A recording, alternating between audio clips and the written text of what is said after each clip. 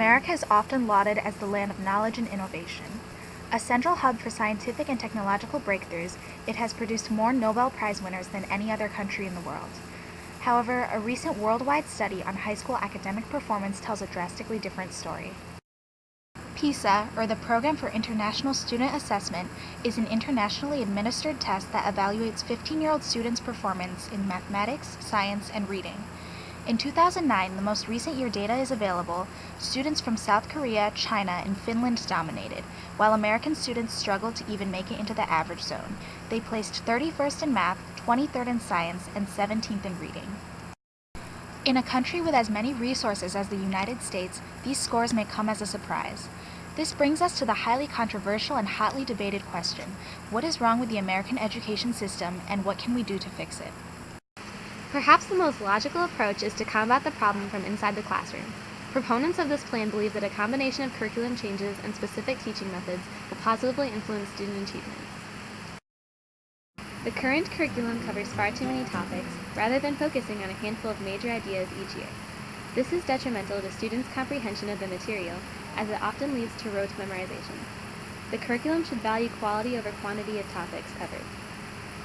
I do believe that there are too many topics to be covered and not go into as much depth. Hence, goes back to, is there enough time to do some of those things you talked about earlier as far as building those relationships, making connections, ensuring everybody truly understands the information to their core versus I memorized it in an hour, I regurgitated, or I produced the work on a test or quiz and then I forget it.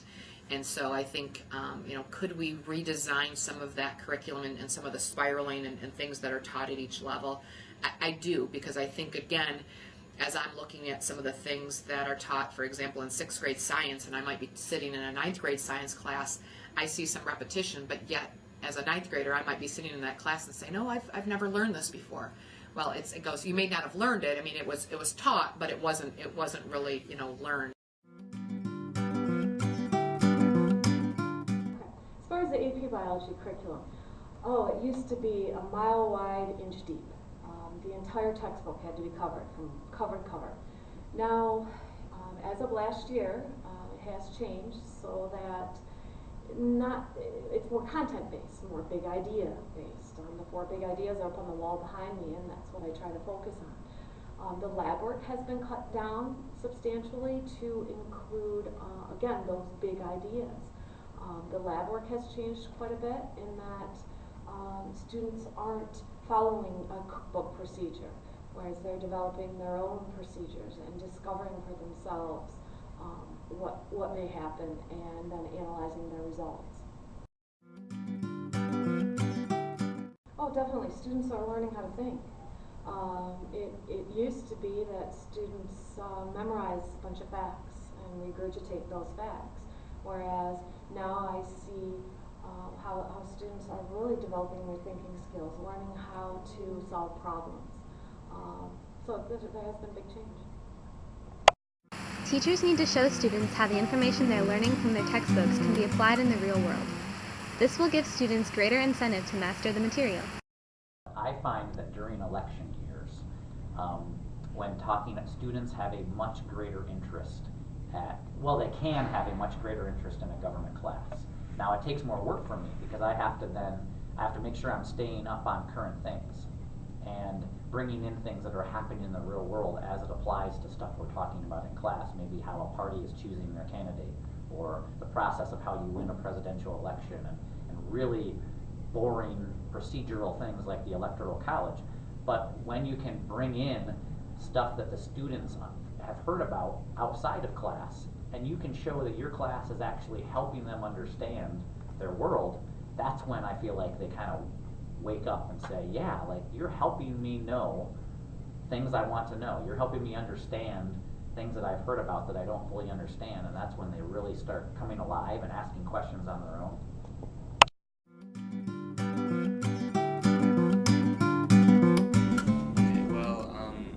Obviously, my teacher would be Mr. Olsen. What really made him effective for me was applying the material that we learned to the real world, and that made me understand the content a little better. So for physics, he would usually base his content around some type of real world thing like anatomy or objects we see usually in the world. And if we were to if you were to teach them just simply, this topic does this, I would know what it was. I would know the content. I don't know how to do the problem, but I really don't know why we learn it. And so I don't think I would understand it as much. I wouldn't understand the potential. Students absorb information best, not when they are staring blankly at notes on a whiteboard, but rather when they are participating in meaningful, hands-on activities. A lot of the little things we do, I think, really help enforce learning, like model building.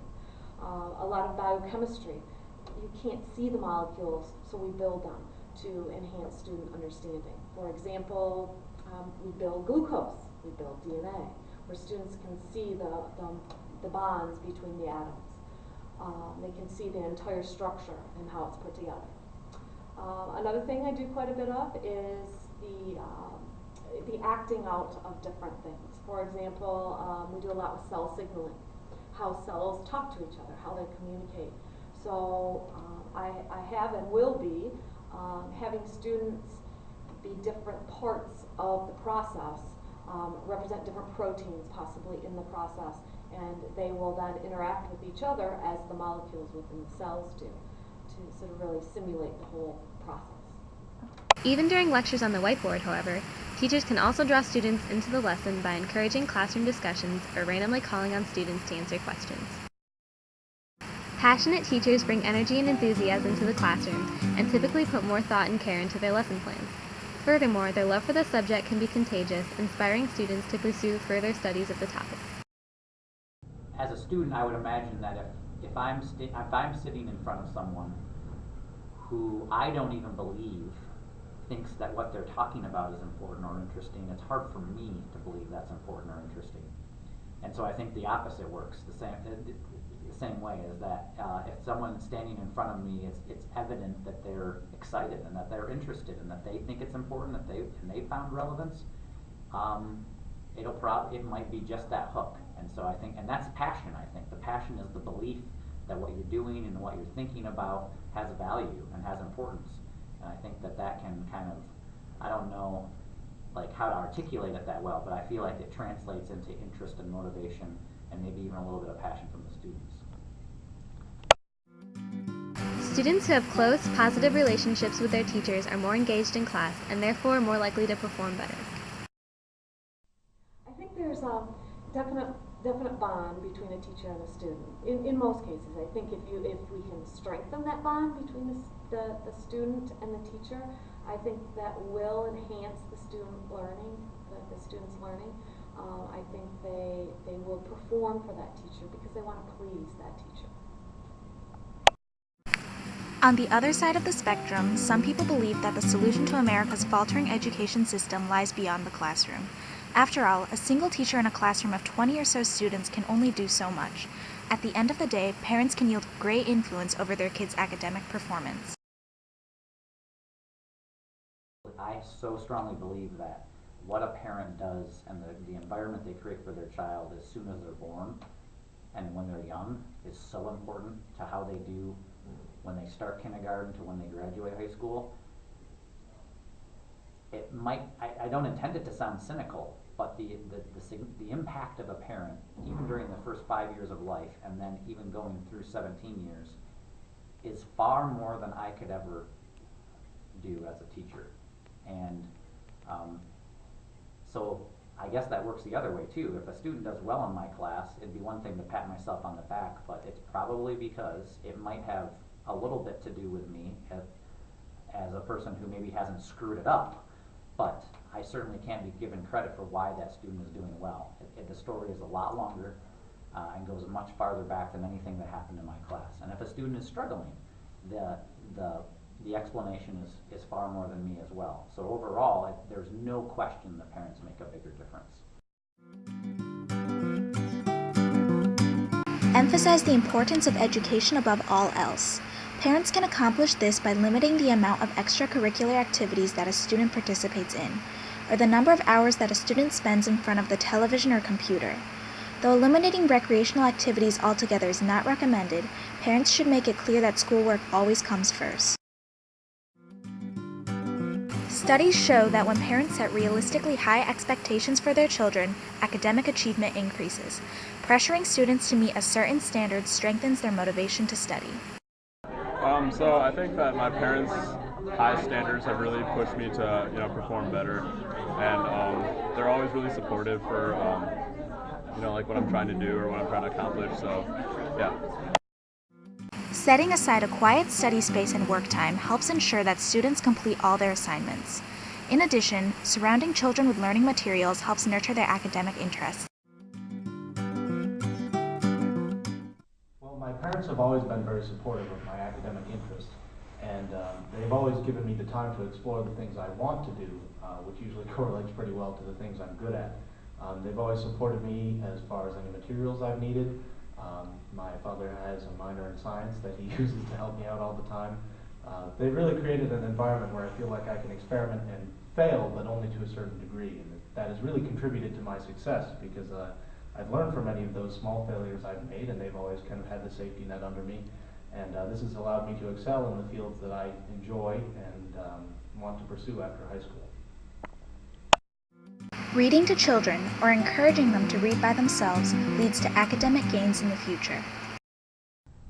I think that simply reading to kids and filling a home with books and words and information, and being a role model at home that there's value to understanding things and discussing things and learning on your own about things, mainly through reading.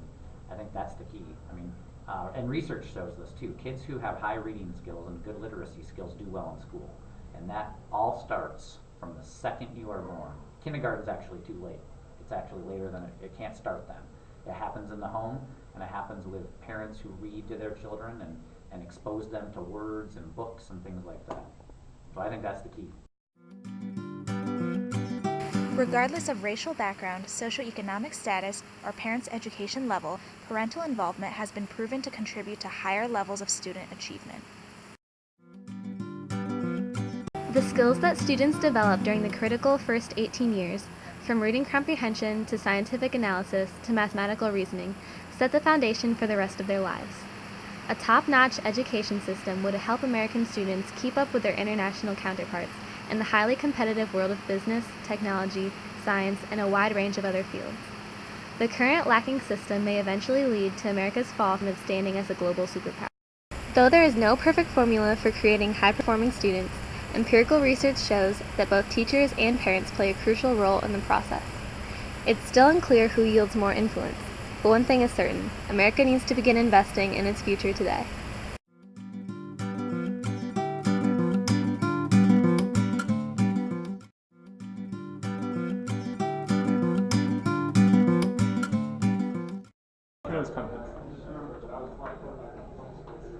What? Go ahead. Yeah, talk.